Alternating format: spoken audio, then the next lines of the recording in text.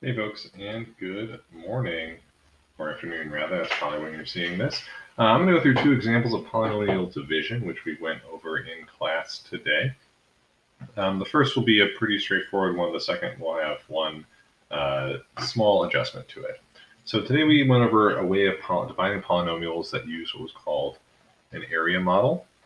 So I'm going to first draw that so I can set it up. So I want to make 3 rows, as you can see I've done here. I'm sorry, 3 columns and 2 rows. And the reason why I want to do that, because if we're taking a look at this problem, we're dividing this third degree polynomial, x to the third minus x squared minus 11x minus 4. We're dividing it by this binomial x minus 4.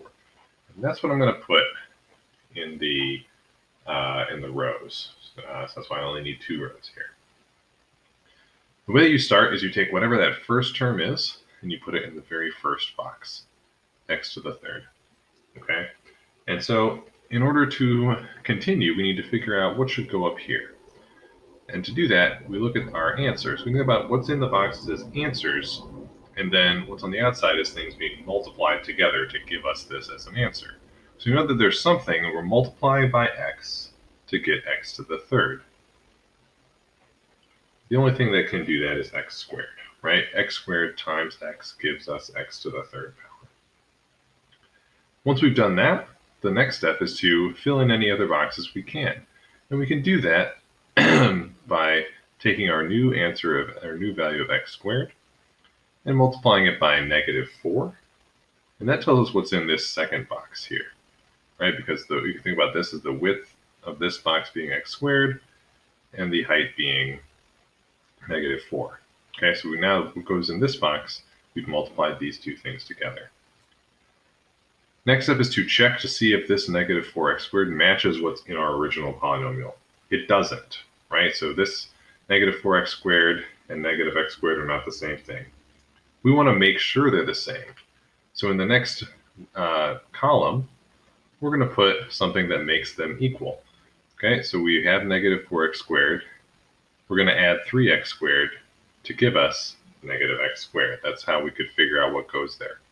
Now we're going to repeat that process. So that's like the same 3-step process over and over again to figure out the rest of this division problem.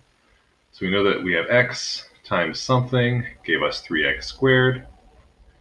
That answer is 3x, right? 3x times x is 3x squared. Next, we're going to, again, now we're in the multiply step. 3x times -4, that's -12x. And again, check to see if it matches. It doesn't. We have -12x in this box. We need there to be -11x's, so I'm just going to add one more x here. The only thing that you can multiply by x to get x is 1. And then 1 times -4 is -4.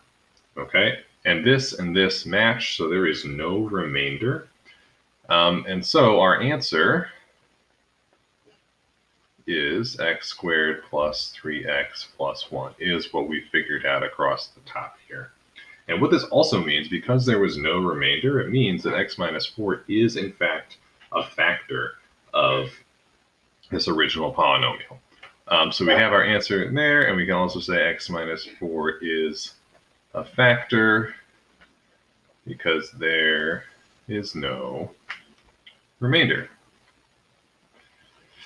We'll maybe look at some remainders later on, but not in either of the examples today.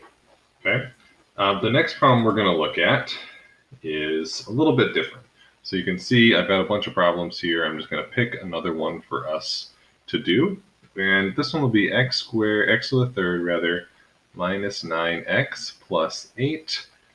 And we're dividing it by x minus 1. Okay, so I'm looking at this problem here. Now notice that there's a little bit different, something a little bit different about this one. Notice this one doesn't have an x squared term. And that's not going to materially change how we do things. It's just something we have to pay attention to when we're setting things up. Okay? So once again, I'm making my 2x3 area model box here. And I put the binomial that I've got down the left side, x and negative 1. Okay, and once again, I start with that first term, put it in that very first box. Something times x, that gives me x third. Well, that's the same as last time. It's going to be x squared. Okay, and x squared times negative 1, that's negative x squared. Notice that there's no x squareds in our original, right? So that means that we need to essentially add something that will cancel this out, add the opposite. So if I have a negative x squared, I'm going to add an x squared there. The only thing times x that gives us x squared is x. And then I do my multiplication step, x times negative 1, that's negative x.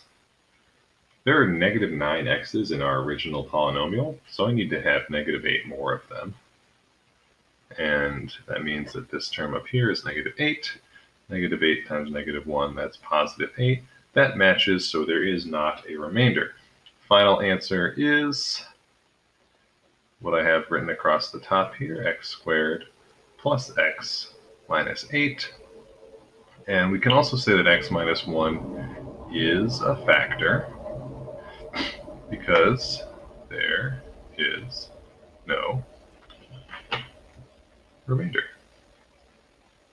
Now, we'll see about remainders in some other problems, but if this doesn't match, if that last number doesn't match, we'd have to add something over here, and that would be the remainder.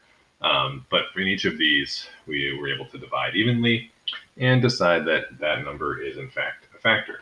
Okay, hopefully this helps with your 5-question assignment. Make sure you turn them in, and feel free to shoot me a text or call 215-543-2848 if you have any questions. Thanks very much, and I'll see you in class on Friday.